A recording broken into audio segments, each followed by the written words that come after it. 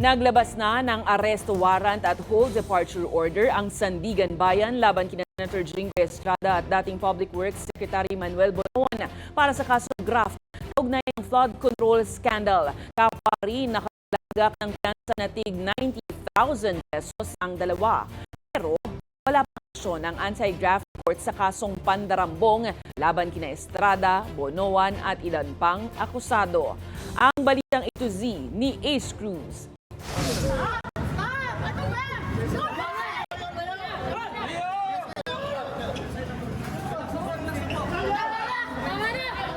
Baga nagkatensyon sa pagitan ng Sandigan Bayan Sheriff at Security ni Senator Jinggoy Estrada sa pagdating nito sa anti-graft court pasado alas 4 Biyernes ng hapon. Ito'y para personal na maglagak ng piyansa sa 2nd Division ng Sandigan Bayan makarang maglabas ng warrant of arrest at hold departure order laban sa Senador at dating Public Works Secretary Manuel Bonoan kaugnay ng flood control scandal. 90,000 pesos bawat isa ang itinakdang piyansa ng 2nd Division.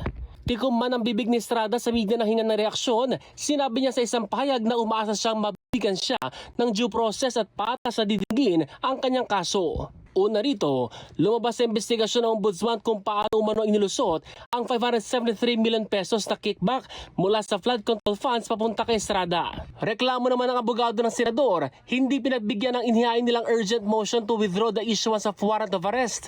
I'm just wondering about the timing because normally you would be given a copy of the resolution so you can answer it. Nakapaglagak na rin ng piyansa si Bonoan sa kasong graft. Pending pang desisyon sa kahiwalay na kasong isinampa ng Ombudsman na kasong graft at plunder o yung kasong pandarambong na hawak ngayon ng 5th Division ng Sandigan Bayan laban kina Estrada, Bonoan at ilang DPWH NCR district engineers. Oras namang makitaan ng probable cause o sapat na batayan ng korte ang kasong pandarambong, wala itong piyansa. Ayon kay Interior and Local Government Unit Secretary John De Cremulya, dalawa lang ang magiging opsyon dito ng senador kung susuko o arestuhin siya. Sabi niya, pag-iisipan niya raw, ang concern niya ay yung tuhod niya na kailangan ng knee replacement.